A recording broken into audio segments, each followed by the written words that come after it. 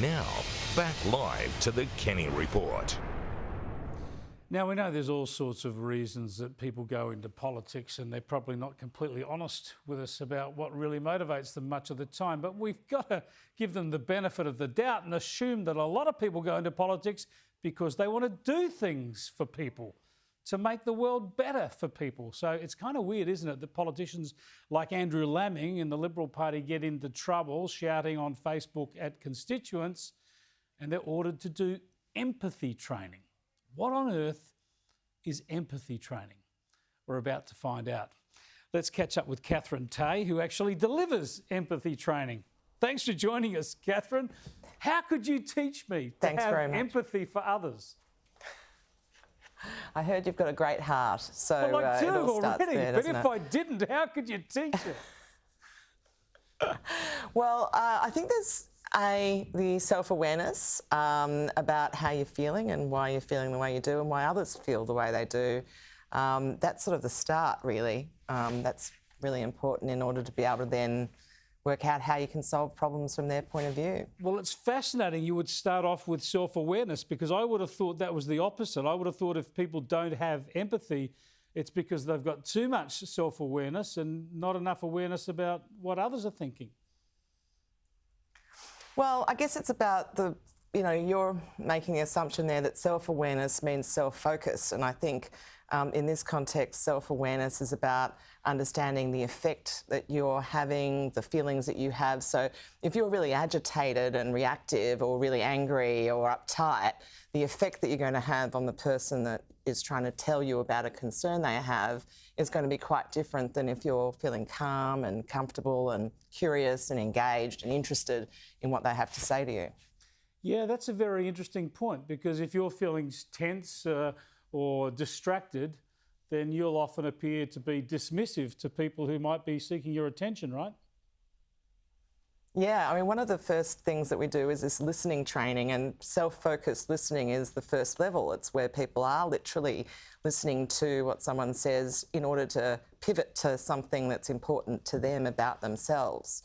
You remember that old Bette Midler line, I'm sick of you talking about me, what do you think of me? You know, that really got a huge laugh, didn't it? Because we all know people like that.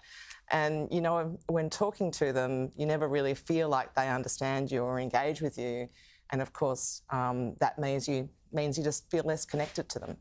Now, some people are really gifted at this. I had the pleasure of working for a long while in relatively close contact now and then with John Howard when he was Prime Minister.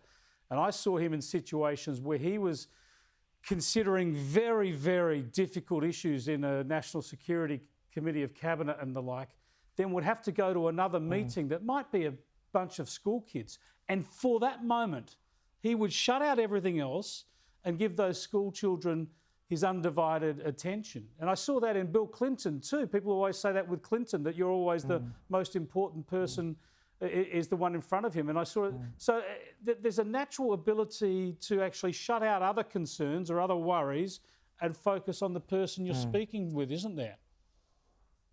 Yeah, I mean, that's presentism, you know, being able to really be present. It's not about the baggage of what's happened and the past that holds you back, or, you know, your concerns about the future. It's genuinely thinking, actually, the most important person right now is the person I'm talking to, and I want to know and understand what they're thinking, what they're feeling, why.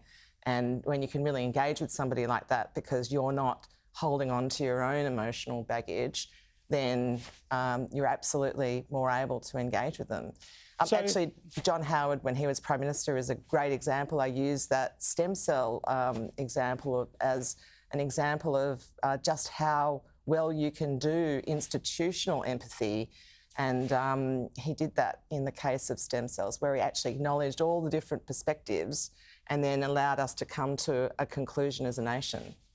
Yeah, well, you don't lose any brownie points praising John Howard in my company. He sort of set the high bar when it came to politicians, I think. But if you're presented with a politician who's a self-important person who lacks empathy, are you really is it counselling them you're dealing with? Is it sort of psychotherapy to try and, or are you just actually teaching them a skill? Well, Yeah, a couple of things. One, I'm not a psychologist, so I'm not trying to do individual psychotherapy.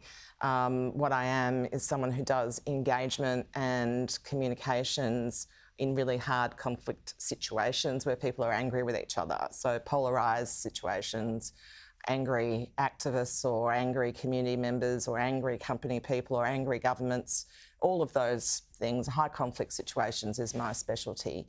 And so I'm teaching them about what it might feel like going into that and how you can deal with that, because it's, like I said, about how you might feel as well, because if you're apprehensive going into it, defensive going into it, you're going to create that situation.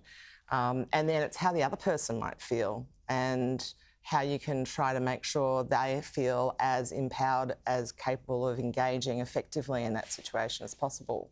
It's fascinating stuff, Katherine. Thanks so much for joining us.